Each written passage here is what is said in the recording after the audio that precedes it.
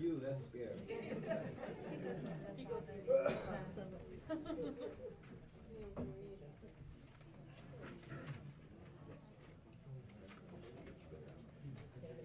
Oh, the new ones? I don't know. Councilman Cook. Here. Councilman Kugler. Here. Councilwoman Meza. Here. Councilman Rodriguez. Here. Council President Sedekis. Here. Please rise. Pledge allegiance to the flag of the United States of America and to the republic for which it stands, one nation, under God, indivisible, with liberty and justice for all. Adequate notice of this meeting has been sent to all council members on February 8, 2003, to all legal newspapers in accordance with provisions of the Open Public Meeting Act, Chapter 231, Public Law 1975. This time, I'd like to turn the meeting over to the mayor. He has a presentation. Thank you, Mr. President. Excuse me, if I may, Mr. Mayor, sir, 1 second. Before we open the meeting, I would like to ask for 1 minute of silence for our fallen heroes for the Columbia mission.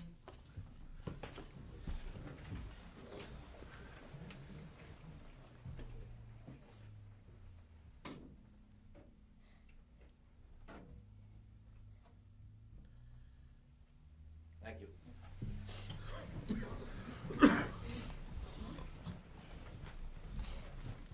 Thank you, Mr. President. I'd like to make a presentation this evening to someone who has spent many years here in Saddle Brook and really is one of the unsung heroes in our community, and that is a gentleman by the name of Lucian Esposito. As you may or may not know, Lucian was a school crossing guard. And not too many people recognize the school crossing guards, but they truly are something very special to Saddle Brook. They are the ones who guide our children cross streets, they talk to our children, and they look out for our children coming and going from school. Lucian I've known for the last 6, 7 years as a school crossing guard, and those of you who know him know that he faithfully attended his post daily in all kinds of weather. They're like the mailmen. They are always, always out there in all types of weather. They are a very valuable instrument here to Saddle Brook. Lucian, I'd like you to please come up. Chief.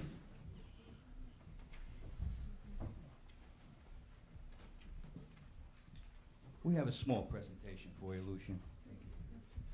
Again, it's a proclamation for Lucian Esposito, who had been a school marshal and special police officer serving the township of Saddle Brook faithfully for many, many years. Whereas Lucian has not only served our community, but given his time and was a sterling example to our youth, especially acting in his capacity as a special police officer when posted at recreational-based events. Lucian's devotion and years of service as a school marshal and special police officer have offered us the most important gift of any individual can offer, and this giving of oneself. Now therefore be it resolved that I, Louis D. Arminio, Mayor of the Township of Saddle Brook, express my sincere gratitude to Lucian Esposito, whose service and years of service have not gone unnoticed by the public, and commend him for his contribution to the community at large. Lucian, thank you so much for all your time to the community. Thank you.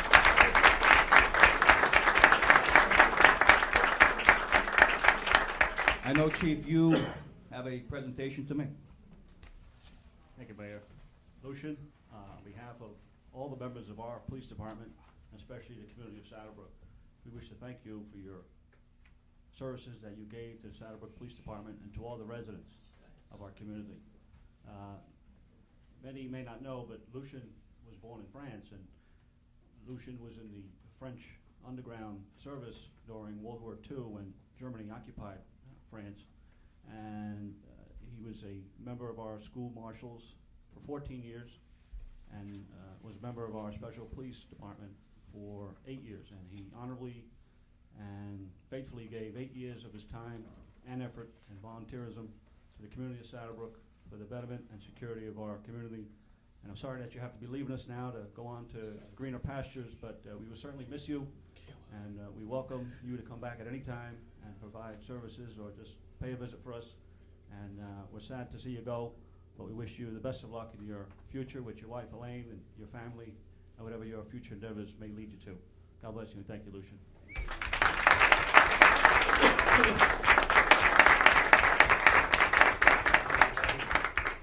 And Elaine, why don't you come up also, because you certainly endured the many, many years with Lucian.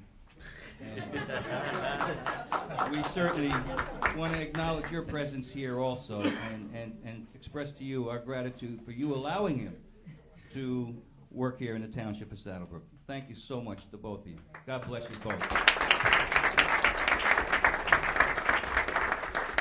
Thank you, Mr. President. Motion to open the meeting to the public? So moved. Second? All in favor? Aye. Anyone wishing to be heard? Sir? Yes, hi, my name is Mark Kozlowski, 200 Oxford Avenue. Just want to thank the council, Joe Sedekase, and a special thanks to Omar Rodriguez for investigating the flooding on my property. I'm just here tonight just to find out what the outcome is going to be. Mark, actually, I believe we're gonna add a resolution on tonight.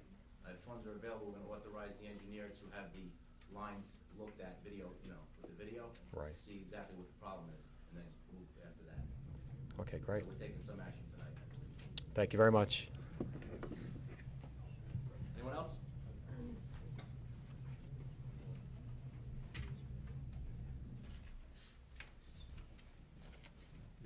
Nicholas Willie, 518 Leicester Ave. I have a couple questions, I guess through the chair for Mr. Rodriguez. I have a paper here from the Shopper News where he was insinuating again that money was misappropriated for the community center, that he found the money that was lost and everything. What I'd like him to explain to me is why he couldn't just walk into town hall like I did and just said, "Can I see the accounts?" And they handed it to me. Where the money is, where it's been spent, instead of going to the newspapers and making accusations at a meeting and then going into town hall and asking for the accounts. That doesn't have to be answered. I don't know what. Excuse me? Make a point, you're not making any point. Nick, are you making just a statement? Well, I think I asked Mr. Rodriguez a question, Mr. Kugler, and you're answering it for him. I don't see strings on him. Make a point. You're saying something. My point is he's making accusations of money that was misappropriated, or maybe we lost the. What he's talking about is a grant. Well, wait, yes, that too. I'm going to bring that up. Well, say what you gotta say. Can't Mr. Rodriguez speak? Yes, but I don't think it's necessary, because I think you're looking for a problem here. No, I'm not looking for a problem. What's your point, Nick? My point is he runs right to the newspapers before checking things out. He went in and got the same paperwork I got after he made accusations. He's saying that we lost that grant and that he made phone calls and got it back. We did not lose the grant, and we were not in jeopardy of losing that grant. Yes, we were. Well, Mr. Dominio, which I agree with when he says get your facts, I went and got my facts first. And if my facts are wrong, then it goes back to this administration, because that's who I went to get my information. And I still don't hear Mr. Rodriguez answering anything. Everybody's answering for him. What do you want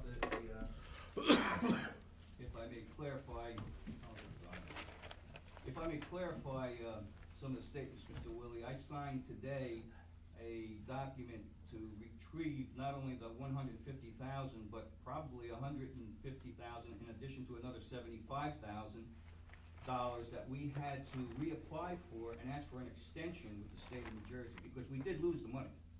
The money wasn't used and wasn't allocated. I signed the order today, which I will be glad and very happy to give you a copy of, and the person that we contacted down at the state. These are things that we don't make up. I mean, we hate to report this, but we did do an analysis, and I do commend Omar Rodriguez for digging into this, because the grant money was lost. We had to write an extension letter to get that money back. And I will be happy at the end of, I won't be able to get it to you today because it's in my secretary's office, but I will have it for you tomorrow, the letter that I had sent to the state of New Jersey. Well, I went to, Mr. Chairman, Mr. Chair. Yes. Maybe I could explain a little bit on this. well, I hope so, because I went to town hall and that's what I was told. We have an extension of the grant. The grant, according to the application we sent a couple of years ago, had an expiration date, December 31st, 2002. The money, and we have our auditor and our CFO is here. We have the money here. The money has been drawn down, the money is in our account, for grants. The expiration date was a target date that the township thought they could complete these projects. We didn't have property to purchase at that particular time, we were in litigation. The council last year adopted an ordinance to do the baseball field at the high school, I believe in October, with the second reading in November. And again, that project was not gonna be close to completion by December 31st date. Mr. Rodriguez, when he took office, asked me to research the grants and get him the information. We both saw that the expiration date of December 31st was there. Again, the money's here. The money has been here at Town Hall, in the accounts for the township. We both sent letters down to the state concerning the grants. Mr. Rodriguez had some resolutions on the agenda concerning the grants. The mayor sent a letter. The council has now requested that the monies be allocated to 40 Sampson Street, which again is on the agenda, and that's where we're at. So technically, there was an expiration date. I understand that. December 31st, 2002. Did we lose this money, and did he get it back? We sent the, Mr. Dominio's telling me yes. You told me in your office no. So said somebody's the money lying was here to here. me. Nick, I told you the money was here. That's it was right. sitting in the account. And my exact words to you were, did we lose that money? No, we were in no danger of losing that money. I even had other people call Town Hall and ask the same question, so I wasn't the only one We asking. did not And get they got any the same answer. notification, And we did not get any notification from the state that we're gonna lose the money. Thank you. We did have an expiration date, and I think that's where we're at. The expiration date, according to the application we sent down, was December 31st, 2000. So if it wasn't for Mr. Rodriguez, That's we would have been lost extended. this money. Possibly, yes. Oh, possibly. Okay, Yes, thanks. he just says it was expired in 2002. It expired, that means it's not here. And if He's nobody saying the brings money's up- there and never left. He says- Oh, you don't care what he and if it says? wasn't brought up, Then why do you have him as an administrator if you don't care what he says? He's telling you his version of this here. He's our administrator. I should hope so. And I'm a councilman also, and I'm elected by you and by. So is he, but he obviously doesn't answer the questions. You and Mr. Dominio are doing all of his talking for him. That's, maybe I should talk, that's what I'm talking. Yeah. That, yes, it was expired in 2002, we lost it. At that time, we would have lost it, however, January 7th, we made a deal that we're going to buy. Sits there smirking. Pardon me? He sits there smirking. He don't answer the questions. He lets you do his talking. He sits there smirking. I think that's very rude. I think that's very rude. Can we, Nick, there's a lot of people here, so like, if Omar, if he doesn't wanna reply, then that's fine, if you. I just want to get it straight how this is going to work with this council where when questions are asked, if they don't want to answer, people answer for them. Okay, I understand that. I see what's going on. I hope so. Oh, I do. I see it perfectly. What do you want me to do about it? Anything else, Nick? Any other questions? Yeah, I know our taxes are going to be going up high. Yeah, I'm not- We're still, Well, I know they're going to go up. Mr. Dominio in the paper mentioned it. I'm not blaming him. I'm blaming everybody, going past administrations. Every year, when the budget comes out, since Ray, maybe even before Ray, he's took the water account money to keep our taxes down. Not saying there's nothing wrong with that. He's always kept our municipal taxes at a zero base, which he's did fine at. But we're all in business. Mr. Kugler, Mr. Dominio, we're all in business. Costs go up every year. If our taxes were raised a little bit each year, we wouldn't be facing what we're facing right now. I don't think so. Okay, well, that's your opinion. I'm welcome to mine, Mr. Kugler. I don't think you understand how you work government. Are you trying to tell me that I should raise the taxes every year just so I have a slush fund for next year? Not at all, sir. But if you raise them a little bit each year, Why should I raise them a little bit? What we're oh, you here wait to do- 4 or 5 years what and now we're bang here us to do- big? We're not here to make a profit on taxpayers, That's right. all right? We have to pay out whatever we get from you people as taxpayers, we pay out to run the town. Now, if you're talking about we should put $50,000 or $100,000 a year more in the budget every year so we can acquire a surplus and build it up to 8, 9, and maybe $1 million. No, what I'm saying is you can't hide the tax increases by using our water money, and then when you need water repairs, you got to go out and get the money somewhere else for that. I don't know what you're getting your information from. Well, But that person should be on. if our taxes are going to go up high this year, 15 points. So. we couldn't have raised them a little bit each year. When I mean, salaries go up every year. I'm in business. Salaries go up every year. Cost of insurance goes up every year. Everything goes up every year. But you guys kept it, and women and everybody that was here, and that goes for past that were up there. If you just keep that at zero every year on municipal taxes, sooner or later it's got to come back to bite us. It has to. You're a businessman. Your coffins go up every year. You got to pass it on. Nick, what we're doing is we're still reviewing it. Next Thursday at 6 o'clock, we're gonna have a special meeting to introduce the budget. We're not quite sure what we're gonna come in at yet. That's why we're still meeting. Well, I'm sure you're all going to work together to try to keep it as low as possible. I'm not saying you're not. We're applying for discretionary aid. But we wouldn't be in this boat. And then in June, that would be the final adoption, and hopefully by June, we can bring it down some more. And, but now it's just a wait and see. We have to just put our heads together and we're gonna do the best for the township. Well, I don't doubt that you all try to do what's best in your minds. I mean, that's why you run for office, to do what's best for us. I'm not trying to say you're not. But as business people, I think you should look ahead a little bit once in a while. One other thing I'd like to ask is, you know, we run that marathon every year. Not that we do get a lot of support. I see the thermometer was down. I didn't think the money was gone, Mr. Kugler, because I went to you immediately after you gentlemen, you said, Nick, that money's there, and don't worry about a thing. It'll never be touched unless it goes to where it belongs. Well, But you're talking about money earned. Whatever you earn, that money should be there. That should be accounted for. That's right. But a grant, That's right. that if we don't use it, it's gonna expire. Oh, don't get me wrong. I'm glad Mr. Rodriguez is going to keep an eye on it because he's an elected official up there. But right here in the paper, he says he knows there's 42,000 there, but there's another 30-something thousand that's missing. It wasn't missing. It's right in the Interchange State Bank account, the community center account. I mean, I have it here, Mr. Kugler. He could have walked in there and asked for the same thing I asked for with no problem. He didn't have to run to the newspapers and make it look like there was something wrong to build himself up. That's what I'm getting at here. It's always right to the reporters. This is something's wrong. All you had to do was ask. All right, is there anything else? Yeah, I want to see that thermometer back up. I have no If it's problem. possible, maybe not in front of Town Hall, maybe down by 7-Eleven across the street on that piece of property. Because somebody told me, well, if it goes back up, we should put it back where the thing's going to be built someday. Took it down there. Yeah, From what I understand, our past mayor took it down. And I think that was a very bad thing. Nobody here objects to putting the thermometer back up. Basically, it's the location, and we're fine and open to any ideas that you may have, or any of the rec people Yeah. help out. Now, does everybody know where the money is now? I know where the grant money is. But you don't know where the other money is? It's should be in the bank. That's right. You know that, Mr. Kugel. You told me that yourself. I asked right away. I told you, as long as I sit here, we'll never. That's right. Except for what Yes, want. you did. One other point I'd like to make real quick and then get off. I don't want to become one of these people that sit for a half an hour. It's all right.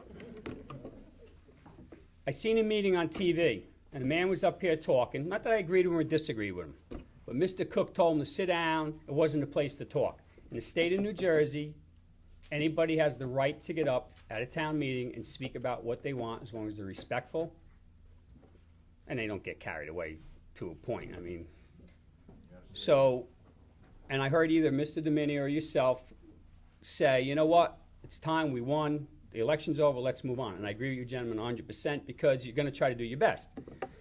Every time I pick up the paper, the past administration's still getting banged, every time. So if we're going to move on, for the good of the town, let's move on. If we're going to keep banging her, then when people come up here and bang you guys, you know, take it.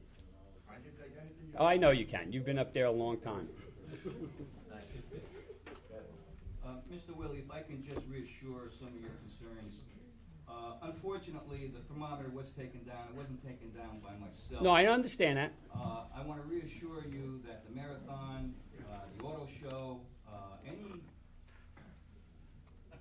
project that's undertaken for the community is going to be reinforced by my administration, by myself. If I could attend, I will. You have my full support on any marathon that wants to be held in this township. As you know, the first week in our office and our administration, my goal was to obtain property, to resolve the lawsuits, to get the fields so that we can preserve the open space in the community for our kids. I now have an opportunity and I have a location where all past administrations talk about at election time, we put our money where our mouth was. And that's a $7 million piece of property. We bought 3 pieces of property that's valued at our last estimation through our appraisers at over $8 million. So now I do have a place to put a rec center if I choose to do so. It may not come within the next 2 or 3 or 4 years, but it's going to come eventually because we do have the location for it. So as far as my administration goes, you can rest assured that I don't need people that are going to sit here and criticize me. I'm open for criticism, and I'm the guy that's going to get banged because I'm the guy on top. That's right. And I welcome that. But I welcome constructive criticism. I welcome those who don't want to watch me, what I do, want to join me for what I want to do. And if you join me together, we'll have a better community for it. So rest assured that this administration will work with the recreational community, with the kids of this community, in every way, shape, or form, and also try to look out for the best interest of the taxpayer. And that's what we're trying to do. And I commend the rest of this council who has all worked together since the first of the year and pledged their support to me. It's been very easy, difficult, because as you know, coming into from a councilman to a mayor, there's a transition. We're into 4 or 5 weeks of this administration, and we're making a lot of headway, we think. But we are open, and when there's something amiss and if there's something wrong, unfortunately, I want the public to know. My administration is an open administration. Whatever I have, whatever questions you have, I'll be glad to answer. I will be glad to document it and to show you in any way, shape, or form what you may need or what you're looking for. So rest assured that the marathon that you started some few years back, I support it. The community and recreational programs for our kids in the community, I support, and we'll do our best to get those things accomplished. Well, it would be nice if we get some support this year from the council.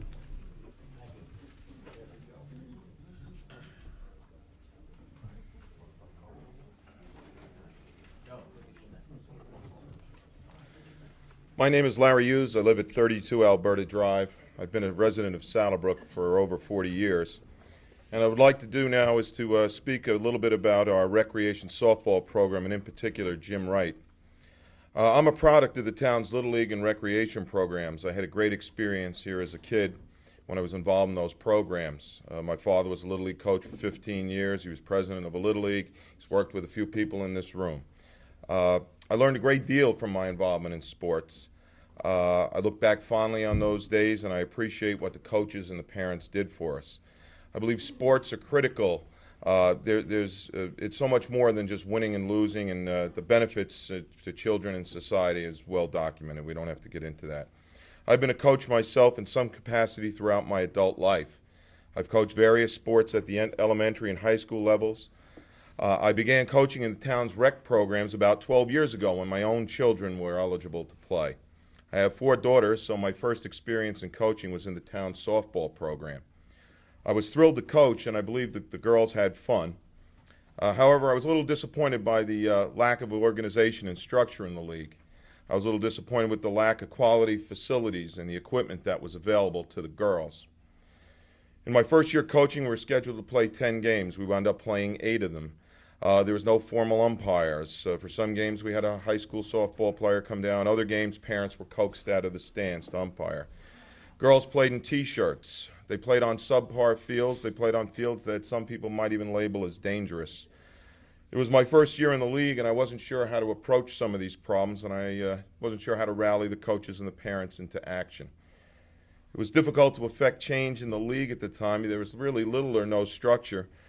We did have a softball commissioner who was a good guy, and he did the best that he could, but there seemed to be very little support. It was in my second year of coaching that I met Jim Wright, and he had decided to become a coach in the league. We had numerous discussions on how to improve the league, and we brought these ideas to the commissioner. It was then that the commissioner said, this is going to be our last year, it's going to be his last year, and Jim agreed to be the commissioner with my help. Jim immediately established a board of directors to help manage the league. He was aware of the importance of good organization, and with the help of myself, Mike DeVito, Janet DeVito, George Casada, and others, Saddle Brook softball began to change pretty quickly. Now, through the years, Jim Wright has always said that he didn't do these things by himself. However, there's never been any question that he was and is the driving force behind Saddle Brook softball. In almost 10 years as commissioner, the improvements to the league were incredible.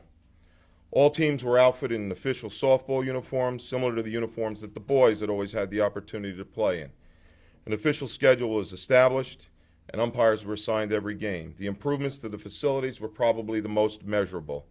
Coolidge Field became fenced in, the grass was removed, and an official softball diamond was put in.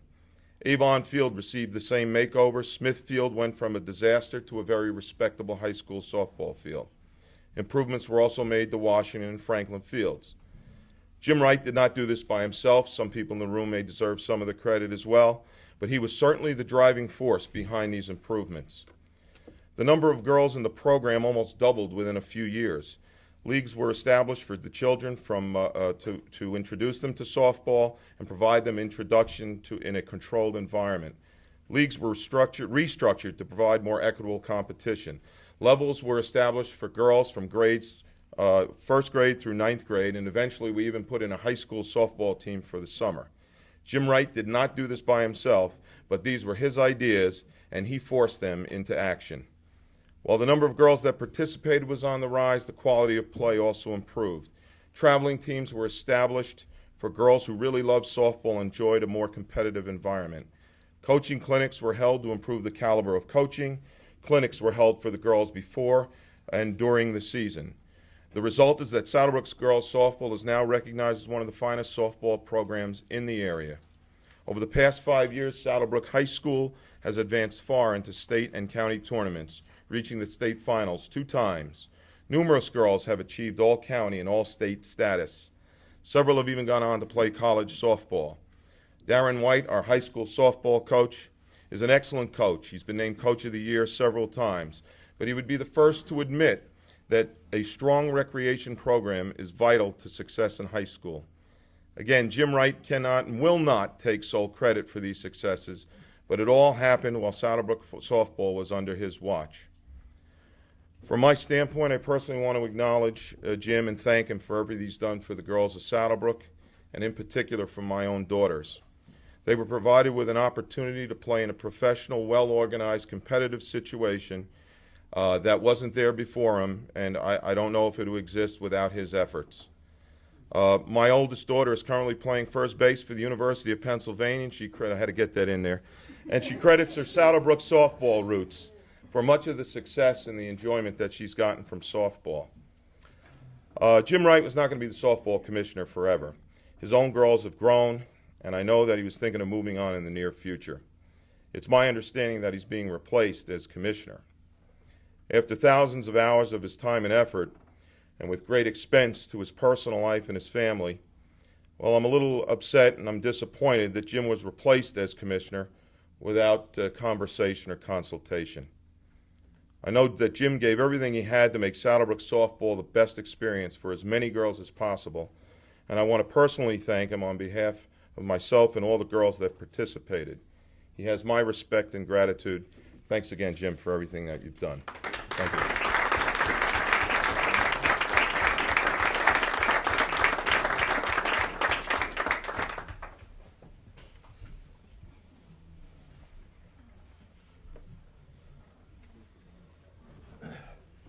Jack Altimus, 126 Gilman Terrace. 2 things. I also, when I had read the articles that were written by Mr. Rodriguez, called the town hall and spoke to Pete, which he can, I assume, verify. And he led me to understand that there was the possibility that the money was in question only be by an active piece of paper, that the money was in the account, and all it had to do was be signed off again and continued in our account. At least that's the impression I got from Mr. Ladico. Now, he can correct me if I'm wrong, but I did call you. Didn't I, Pete? Yes, and that we would be asking for an extension, which the mayor and council. Right, but the money was never lost. It was never taken away. You never got a letter saying that you were losing it. Nothing along those lines. Just a date formality that had to be addressed. Am I correct? We request an extension. All right, thank you. If I may, sir, it seems like when, a date formality, it's not just a formality. When you have a grant, It's an expiration date. Right, and an expiration date you would assume, logically, that's it. You know, you go beyond the date, it's gone. So All right. I think that's a- Then my question to you, Pete, is were we losing the money when I talked to you to the fact that he went out and saved it? Did we lose the money, Pete? You asked Jack if we had the money. Right. there. Yes, I did. Money is here in an account at Town Hall. Right. Grant goes back maybe 3, 4 years. We were looking at buying property. We were in condemnation with one of the property owners. We're looking to put a roller hockey rink at the high school. We met with the Board of Ed concerning that project. Right. It didn't move. The problem is, and state administration is looking for extra bucks just like we do. Right. We have grants that have to be utilized. The council back in October adopted an ordinance utilizing the grants for the high school. Mr. Rodriguez asked me, when he first took office, for a copy of the grants. Because at that time, he saw, and I saw, we made the photocopies, that this grant expired based on our application, December 31st, 2002. Mr. Rodriguez sent a letter, and the council passed a resolution. The mayor sent a letter. I also sent a letter concerning the grant, asking for an extension. The extension is granted, and the council at the last meeting asked that it be transferred now to 40 Sampson Street. So that's exactly where we're at with this grant.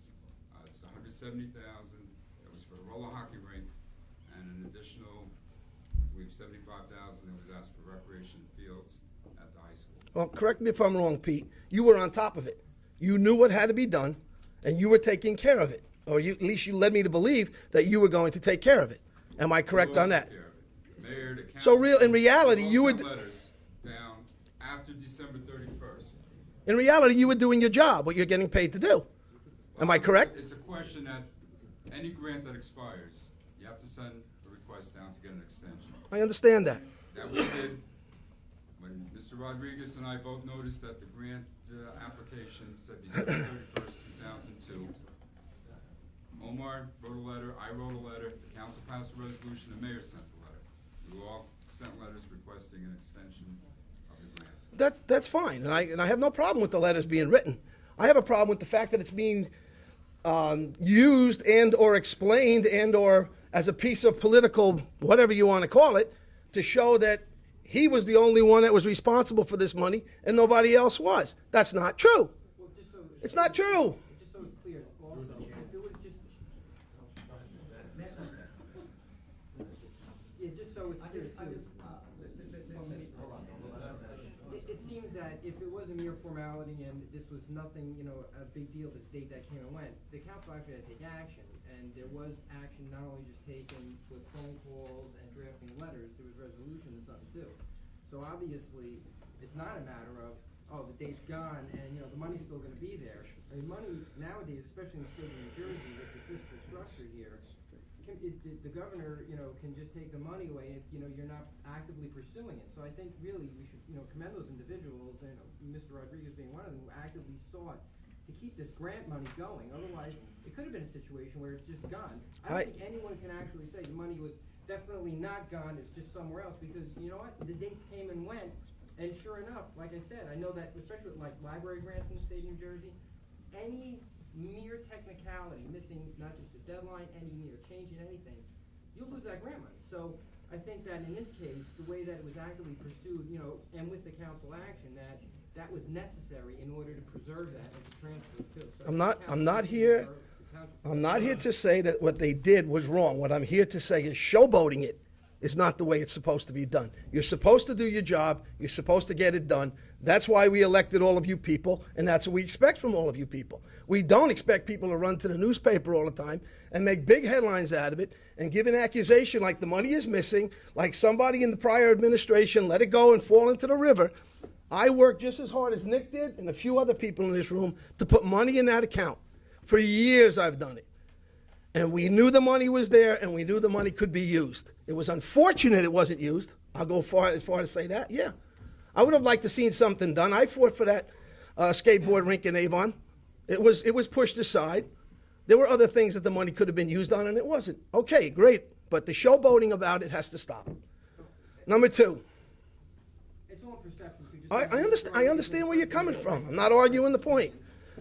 Number two, can I go on to something else now? Or does anybody want to say anything? Okay, number two. You know I sit on the Board of Adjustment, the zoning board. Monday night we had 2 more applicants come here for cell towers. We have done everything that the zoning board is allowed to do to try and keep these cell towers at a minimum and in a good location. Last year, I sent a letter to you people, the town council, requesting that you put some sort of ordinance or something in place where we could utilize what these people want to do and have a right to do. I mean, we fought the telephone company and other people on it. As a matter of fact, we voted not to have the Verizon building on Midland Avenue. They took it to court and we lost. They wound up building it anyway. Jack, just so you know, as you said, we have a new attorney. Yes. Our past attorney was working on that issue among many others. I believe Anthony has that one in file, the cell tower ordinance. We need an ordinance. We need an ordinance. Otherwise, we sit there and we can't answer these people the way we need to answer them. And I'll tell you something else you're missing the boat on. You're talking about a 15-point increase in this town on your taxes. Cell towers bring money to the people who rent them to the cellular companies. If you designate... Hey, let me talk to you on that. Yes, You Ed. just rejected the last guy that said he was working with 1 year with the former administration.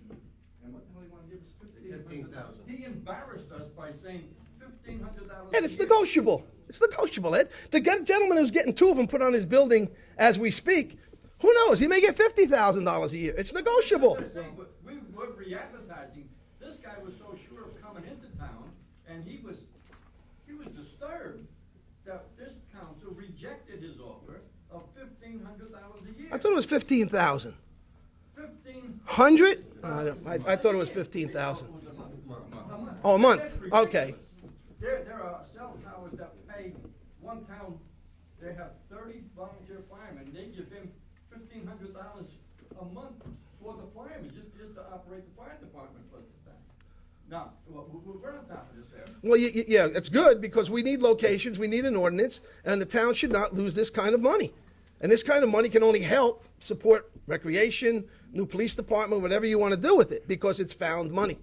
I highly recommend that you act on it and act on it very soon. Just saying, it's on the agenda for this evening too, we're re-advertising. I've been in communication with one of the cell tower applicants. I can't speak for the, prior past attorney, but I can say that, there was an ordinance in the works. Naturally, you don't want to willy-nilly be granting this, and I'm sure that your board is aware of that, with the concerns of residents in the area, or, the aesthetic, safety, et cetera. I know that a lot of townships and boroughs in the, in the state have specific ordinances regarding that's what I'm working on. But again, they are moving forward with it. They did reject it because it was too low. They're seeking to maximize revenue by way of that source for the township, so money can be, used one way or another. Township, so money can be, used one way or another to benefit the taxpayers, and it's on for the agenda tonight. All right, one more point. They are constantly watching the area for what I call dead zones. And there is a very large dead zone in the Cambridge Avenue School project. And I made a statement, and it's on the tape if anybody wants to listen to it, because the gentleman that was sitting there, one was from AT&T, I believe, and the other one was from Verizon. And they've been Omni, they've all been here, and they're all coming back. Even Nextel's coming. You got to be careful because the dead zones are where they want to put these towers. So it could be a very, a situation or a problem that you really don't want to go up against. You have their names, my backyard is available. Pete, I'm telling you, I wish we had more property to put it on. Thank you. Take it over that area.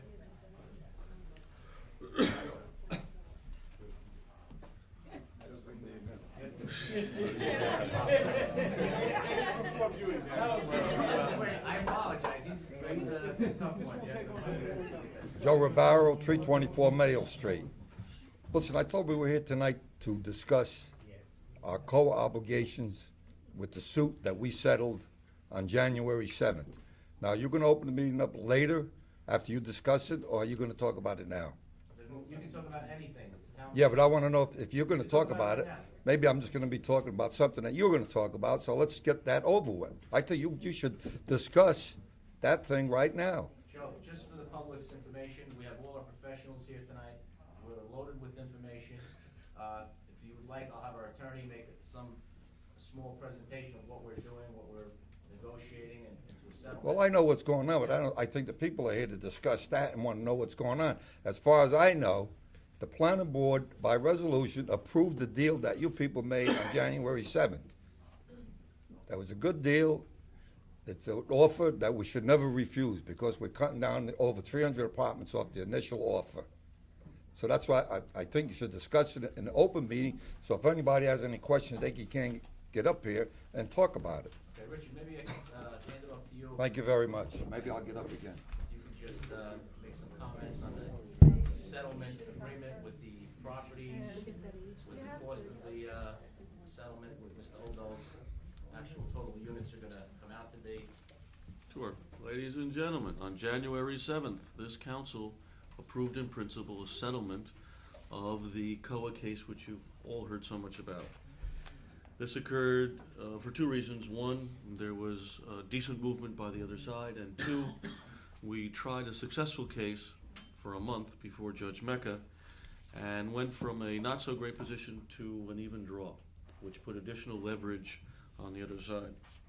The net result is the town has always had a 128-unit obligation. That is, through some formula, some measurement, we have to build 128 Mount Laurel units, low and moderate income. The settlement provides that rather than Mr. Obal and his entities building some 640 units, they're only going to build 253 more. We're saving some almost 400 units, which would have been located mostly on 20 and 40 Sampson Street in one area of town with its problems that such density causes. But the other side of that equation is also a benefit to the town. The town is purchasing 20 and 40 Sampson Street, where the DPW is now and where the town is paying $85,000 a year. That will no longer be paid.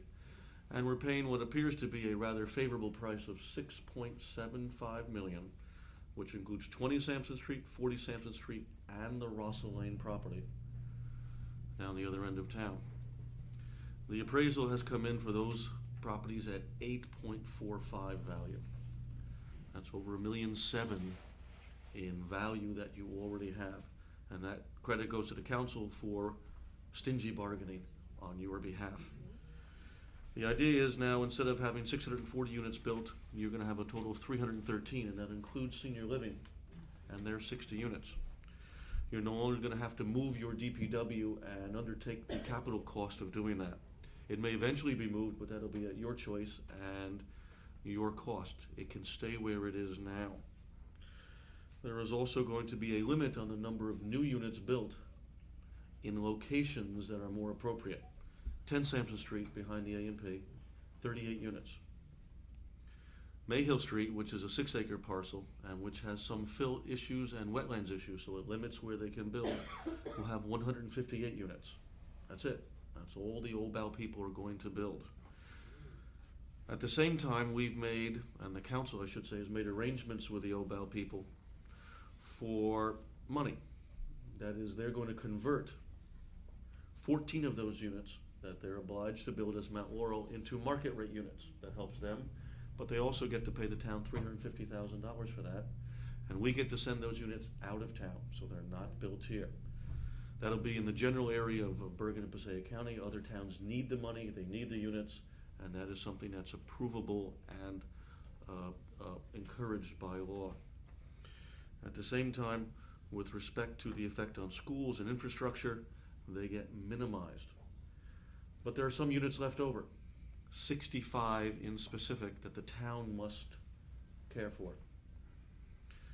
If the town or anyone on behalf of the town builds 30 rental units, and that's part of the proposal, an additional 15 credits are provided. So the town's actual obligation at this point is only 50 additional units. If that number of units were to remain with the Obal side, that would be 250 total units. But by the town assuming that obligation, in conjunction with other entities, it's now only 50. The town may solve and satisfy that obligation in several ways. The town itself can pay $25,000 a unit to send additional units outside of town. The town can also, and is planning to adopt a zoning ordinance that all new multifamily development in town will have its own fair share, And as they build, it gets reduced on our behalf.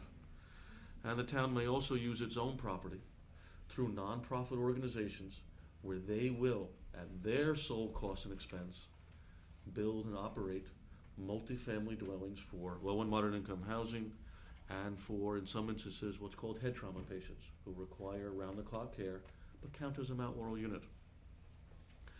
There are pockets of land here and there in the town where that may be used.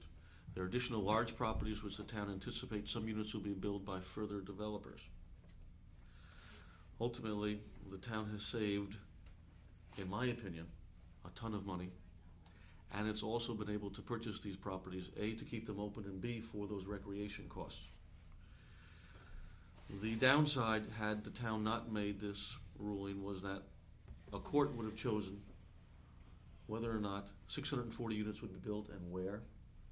The court could have also indicated that additional units would have to be built because certain settlement credits would not be provided. And the court would also determine, through condemnation commissioners, how much the town would pay for that property. And the preliminary indications are it would be a lot more than $6.75 million. There is a settlement agreement that's been proposed. We're still tinkering with the language. The council agrees in principle, as does the planning board, of its appropriateness. And within the next week or so, they anticipate having that language finalized. And then the township will proceed with its ordinance obligations, its Mount Laurel obligations, and conclude this mess. The end result, 6 years, no one can sue the town for Mount Laurel.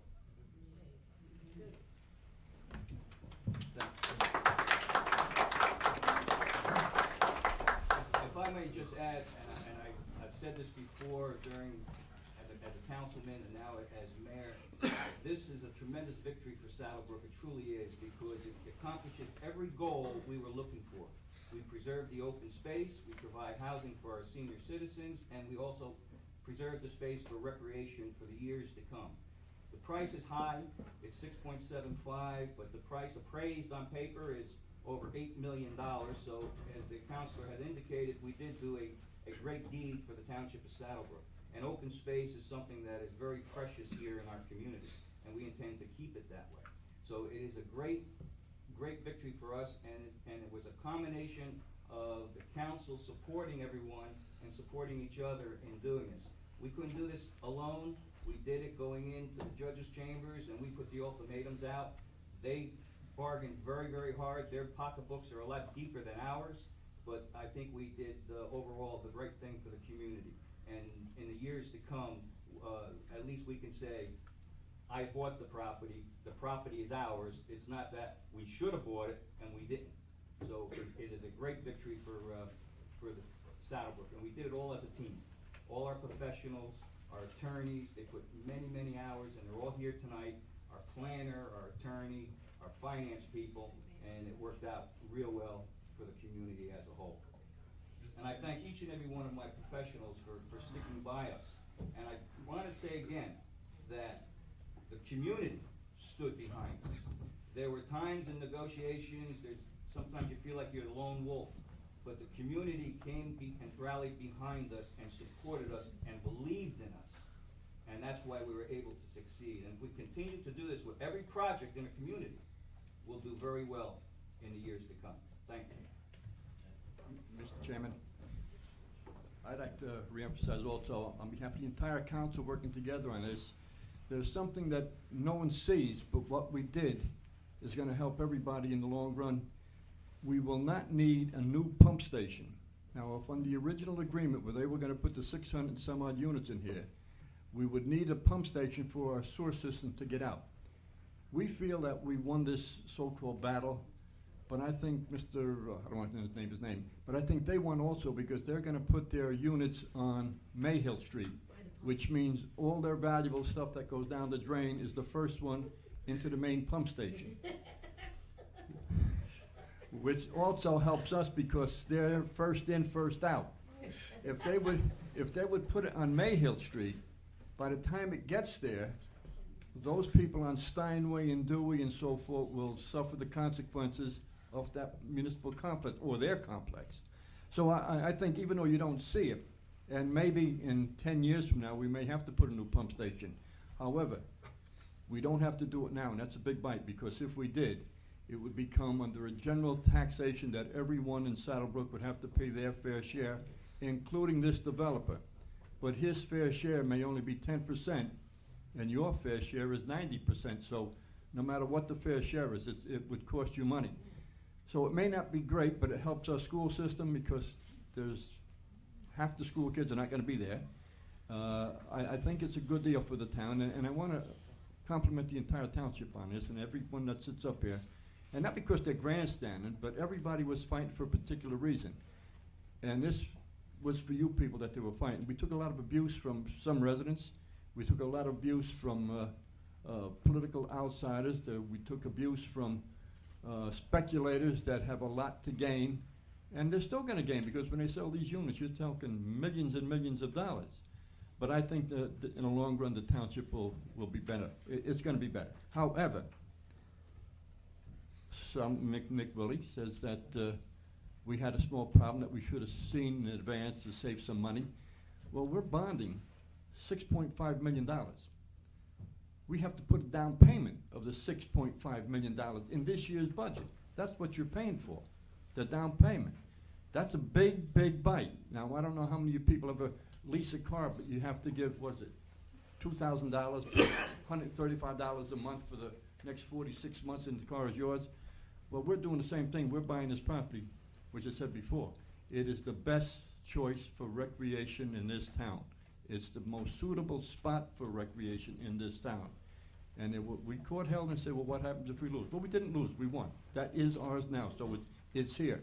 So we should all forget politics. We should all forget what was in the past. Forget everybody knocking. Forget coming up to the podium and start blasting. It's good. Really makes no difference. I'm deaf most of the time. I shut her off and I hear nothing. But this time, folks, let me tell you, I think we got not the short end of the stick. We got the good end of the stick. And I think everybody's going to be satisfied. You won't be satisfied in August, though, when you get your tax bill. but after that, believe me, it'll work out for all of us. Thank you. Yeah, not to just to say a few words on the settlement. Like Eddie said, we worked very hard together. Many long hours, many long hours in court, up on the stand, fighting for issues, important issues for the township. And I think in the end, this is a big victory for not just the recreation, but for the entire township. Less units, more property, valuable property. From all these years, all you heard was, we need property for recreation, problems with rec, and no place to go. Now we have an abundance of land for these kids, and like to say what they said is a great victory for this town. Thank you. Thank you. Darren White, I'm the head varsity softball coach at Saddle Brook High School. Sure, no problem. Fighting for the mics tonight. I'm sorry. Just real quick,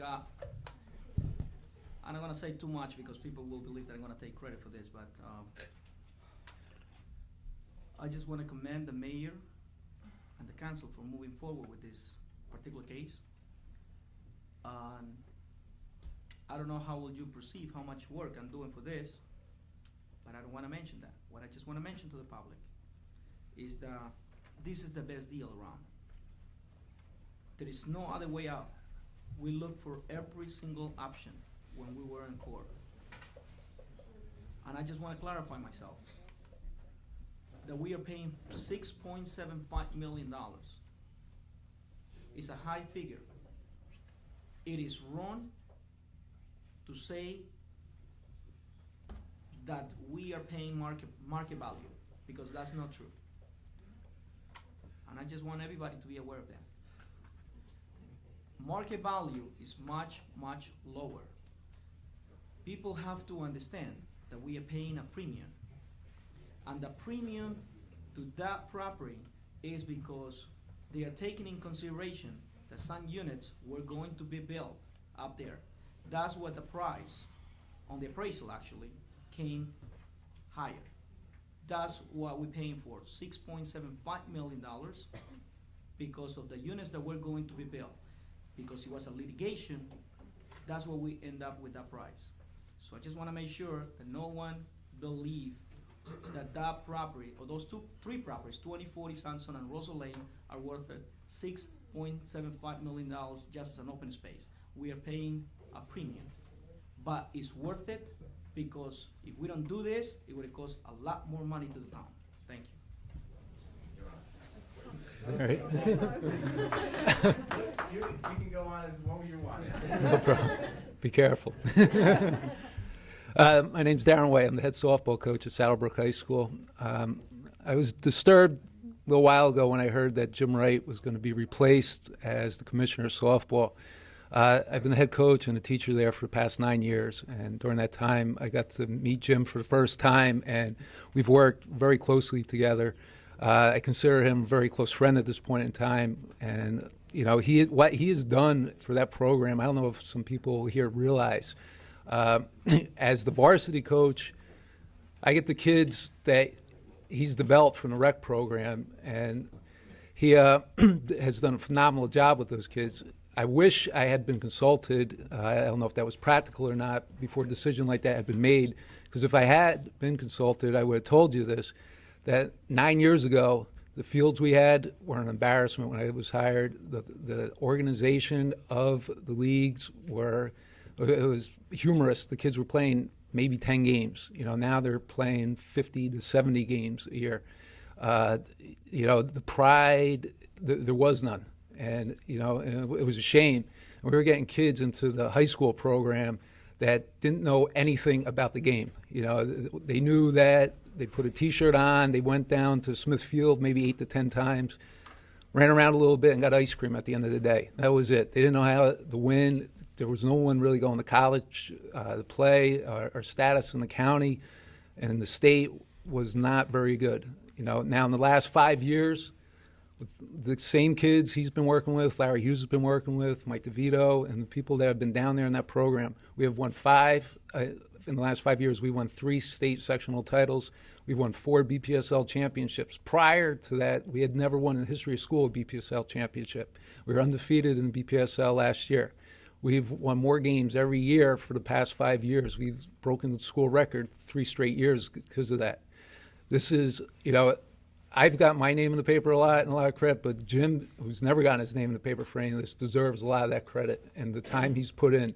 I spend a lot of time at that field, and I'm in this town a lot. There's not too many days I'm down there with my high school team, and I don't see Jim there with anywhere from the 8th graders down to the 2nd graders, depending, you know, where he's involved with in that given year, you know. And it was very disturbing for me. I don't know what criteria was used to make that decision. You know, as an educator, I know there's a lot of ways to evaluate people, but if you're evaluating on participation, participation's up. The facilities are now one of the best in the counties. We have batting machines at the fields. Every field has been redone in the last couple of years. You know, performance on the field, our program is respected league-wise, county-wise, state-wise, is one of the top programs in New Jersey, which is a direct reflection from the high school, direct to the high school, back to this town and the people that live in this town. You know, I don't know whether that decision was made for personal or political reasons. If that was it, it's very unfortunate because the kids are the ones who are going to be suffer for that, and that's not the place for those decisions to be made, in my opinion. I'm forever indebted to Jim. I think he did a phenomenal job. He's going to be unbelievably difficult to replace, and you know, I just want to thank him for the great 9 years I had with him. Thank you very much.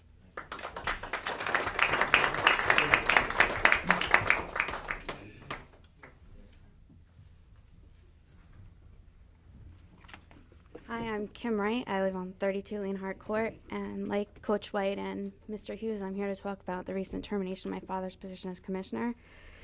I think a lot of people take our program today for granted. I mean, we have one of the best programs in the area, and we're known statewide. I go to school at Rowan University, and I sold watches at Sears at Deptford Mall, and there would be people from Gloucester City reminding me about the state championship we played against them my junior year of high school.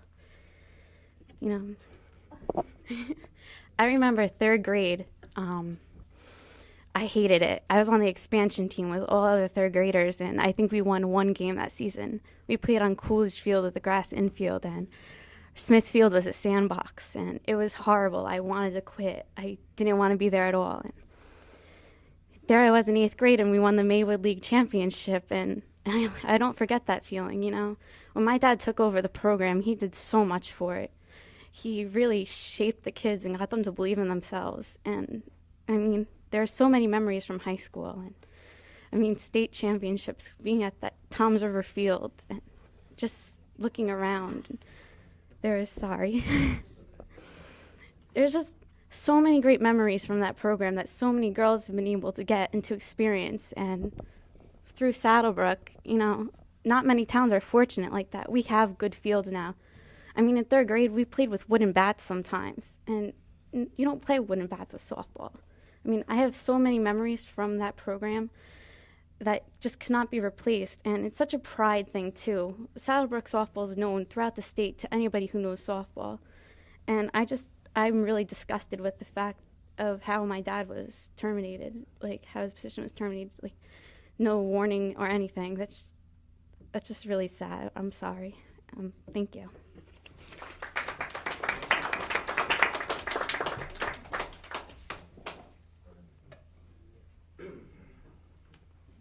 Jim Wright, 32 Leonhardt Court.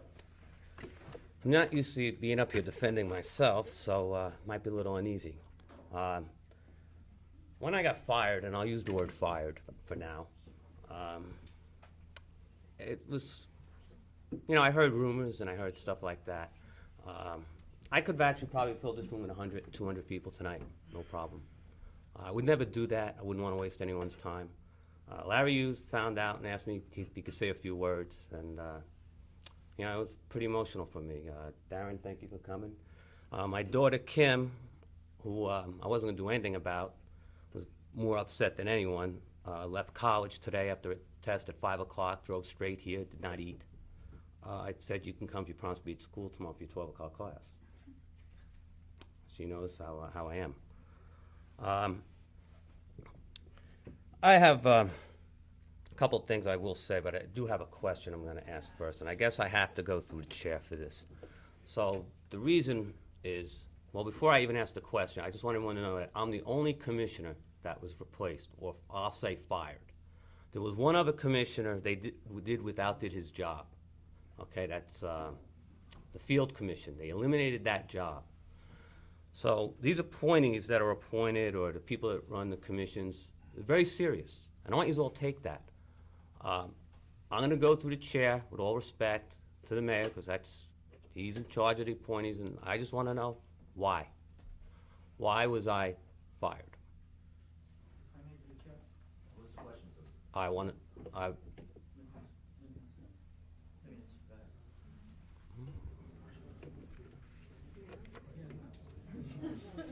Well, the question is to the mayor. Do you have some involvement in this, Mr. Rodriguez? A lot. A lot. First, let me just clarify a lot of these things. Commissioners is a political appointment. What's allowed? I'm just trying to educate the public what it means, a commissioner. Okay. It is a liaison between the mayor and the sports community. It is the prerogative of the mayor to appoint the members that he feels that he's going to be comfortable working with. Mayor D'Arminio was gracious enough to appoint Joe Sedicase and myself to a committee to work in the people that were going to be the commissioners, the future commissioners. Then we brought along the new recreation director, Joe Laurentini. Mayor D'Arminio got one simple option: to put anyone he wants as a commissioner. As simple as that. But he didn't. He relied on people that somehow are related to the sports. So we started having some meetings with some programs. We came out with, I believe, Joe's idea, trying to keep most of them, but eventually replacing. But we didn't replace all of them at once. It's a new administration. and we need a change. We have to move on. Or do you think that I'm sitting here and I shouldn't be here because a lot of people didn't believe in me?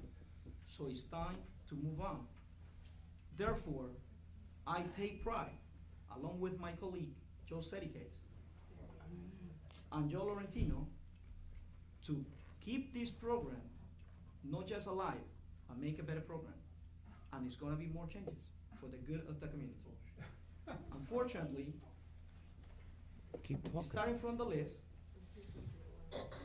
your program came, and we just found another person that we think that is going to try to move the program together, unless you have any doubts about the person.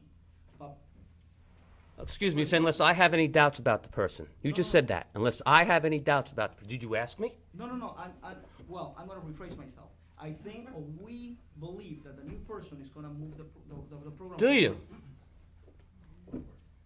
Just to finalize this, I just wanna say that again, the sports community is our priority. And we're gonna keep on moving forward with this program just to make it better. Thank you. I don't know if Mr. Sedicase would like to add up something. Yeah, just, like you mentioned my name as far as what my recommendation was, with the commissioners was to keep everybody in place for 1 year. So you didn't recommend my dismissal? No, Well, you did. No, I recommended, my position, I recommended to the mayor, my feelings. Through the chair? Sure. Jim, I've known you for a number of years. You've done a commendable job. I put together a committee, people to evaluate the recreational program with Mr. Laurentino, Mr. Sedicase, and Mr. Rodriguez. And based on recommendations, I wanted to make some changes because there are people out there that wanted to participate but were closed out of certain recreational programs. Decisions are tough decisions to make. I understand that the program was very successful under your watch. You've done a commendable job. I recognize that. There are other people in the community who also want to participate as commissioners, as coaches. You try to accommodate everyone. It's very difficult, and I take responsibility, and I'm sorry you feel like you're fired. I wanted to include new blood into the organization, and maybe it wasn't the right decision to make on my part, but it was a decision that ultimately comes before me through my committee. It is tough decisions to make. We try to do the best we can, and some people we're going to please, and I'm not going to please everyone.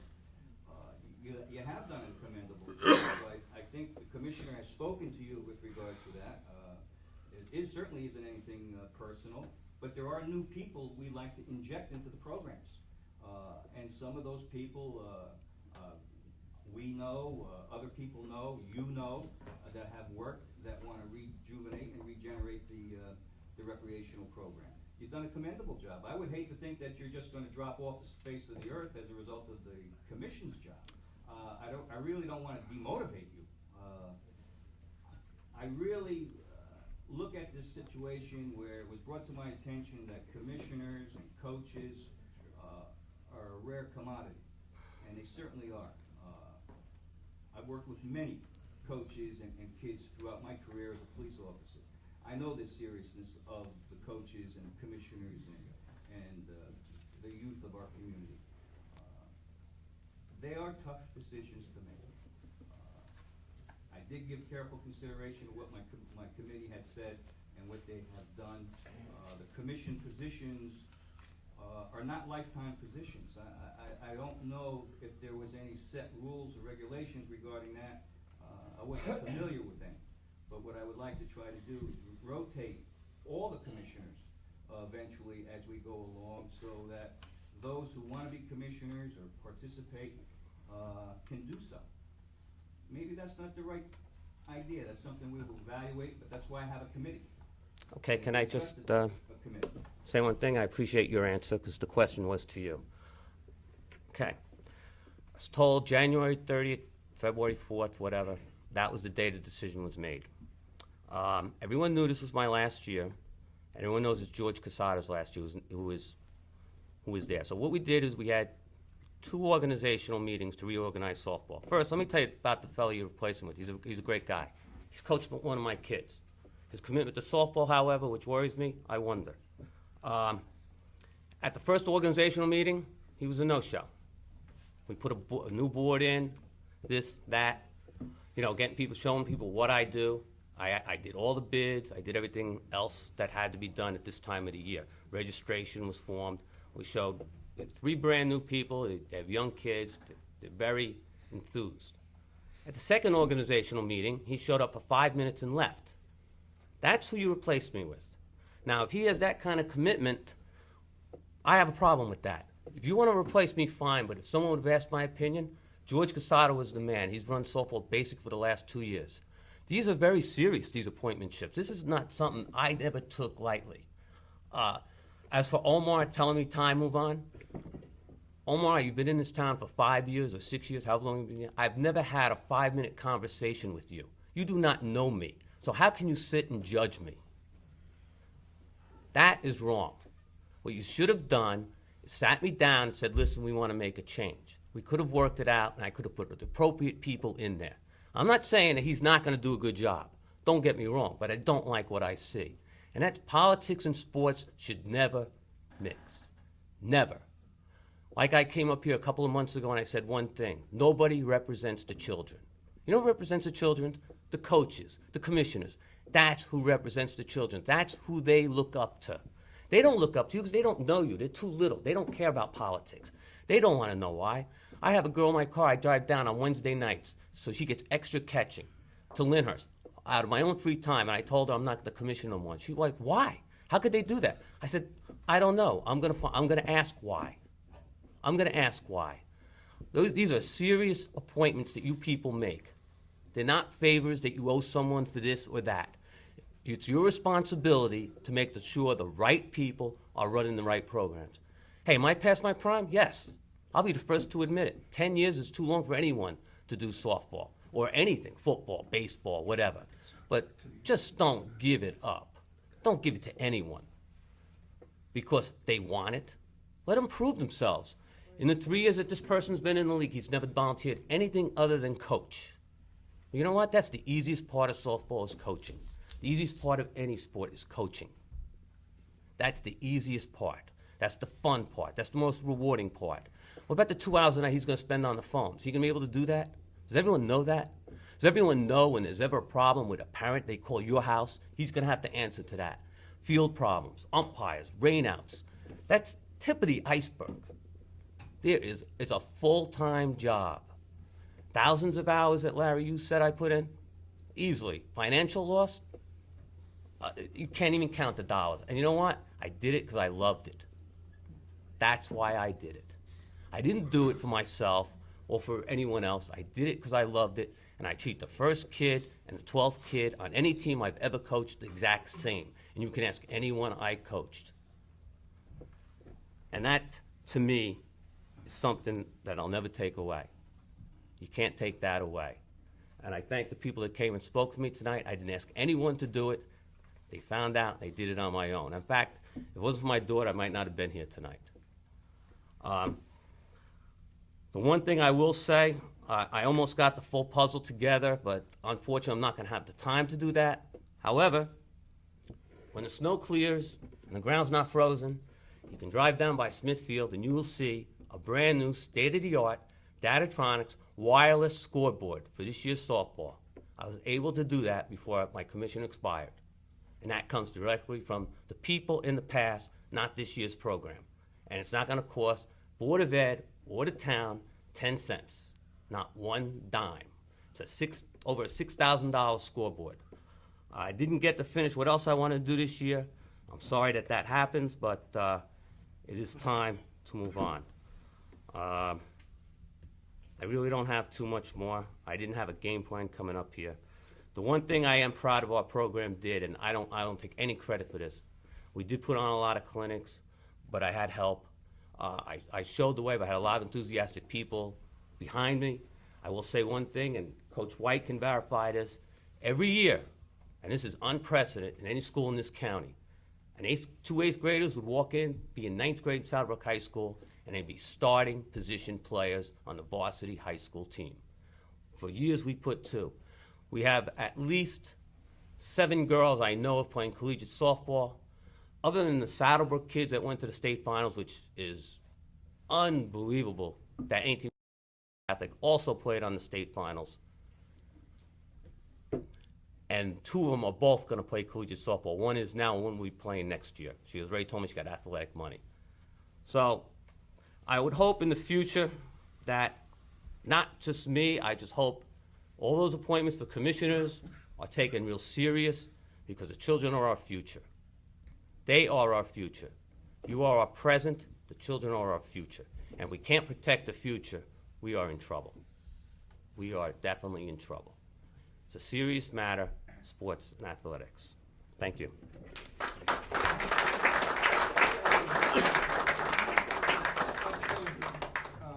As the mayor said, I mean, there was no indication that no one took anything seriously. As you know, when there's new appointments to be made, various things are taken into consideration, and like the mayor said, they didn't say they didn't take it seriously, but that, you know, in the future, your involvement, I'm sure, would be quite valuable.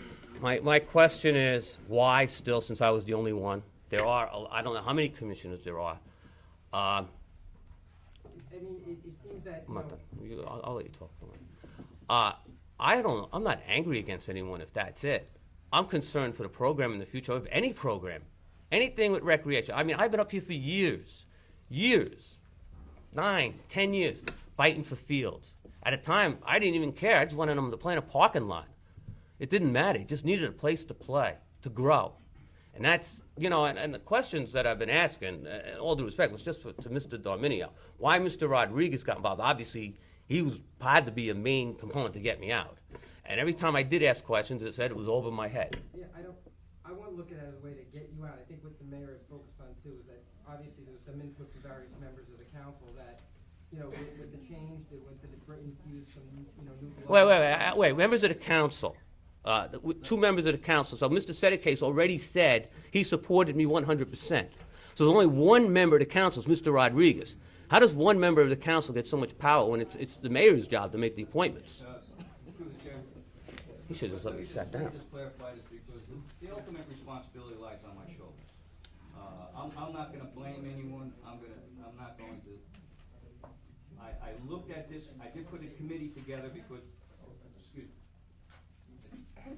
I did put a committee together to evaluate. You weren't the only commissioner that I was aware of. I know I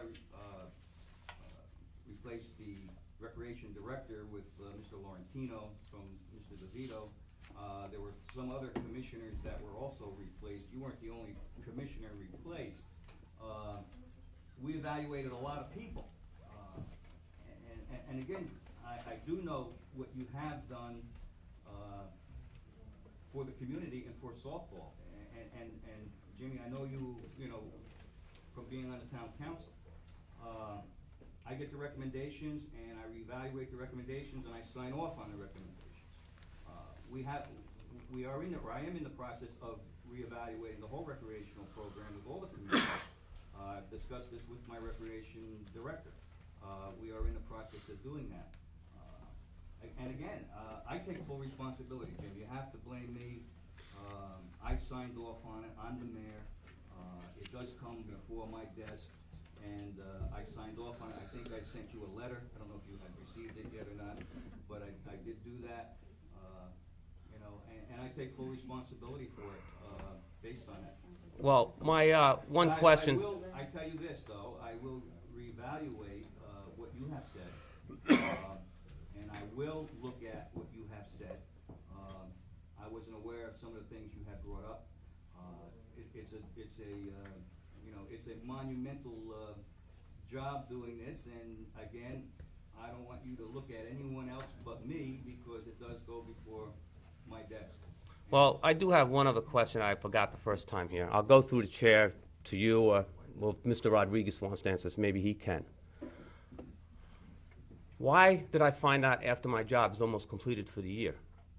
I mean, I did registration, I did the bids for the job, coming up. We reorganize, after we reorganize a brand new softball, do you know what? If I wanted to walk away this year, and Mr. Casada walked away this year, no one would have known what the heck to do or what went on.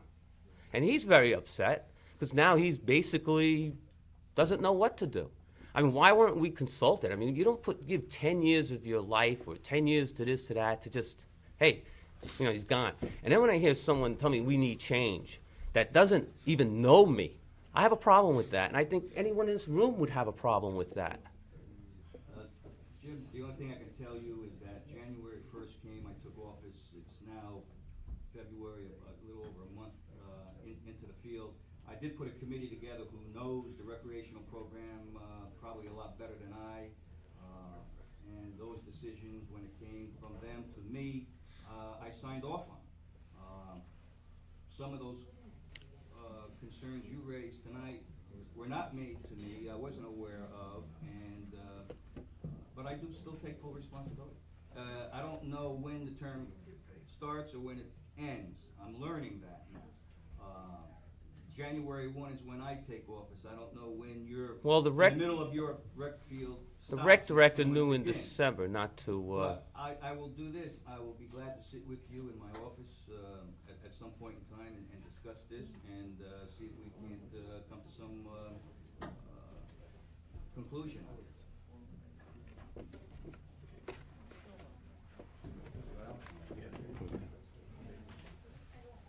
John, I'm sorry. Andy, you'll be next. John wants to make a comment. I just have a little something to say about Jimmy. He's my neighbor, who I see very rarely. He gets home from work maybe 3, 4 o'clock, jumps in the house, 5 minutes later he's out of the house. Sometimes I come home and he's teaching his children out in the street, pitching. He has never spent, I would say, more than 5 minutes in his house in daylight hours. He was always on a run. Maybe I'll be seeing a little bit more of him. Maybe he can walk my new dog now. Where do you walk your dog? Out in the street. Oh, yeah? And with the Have you bag got in my a hand. with you? Yes, the We got bag an in my audience, hand. you know. Yes, I know. But Jimmy, I did get to see a few games when we did the fields, when we fixed up the fields. And all the kids were very happy about that. And the whole council was very happy that we're able to do something with the fields for the kids. I have to commend you for putting in 10 years. I only put in about 4 or 5 years in Little League, and I just couldn't take it.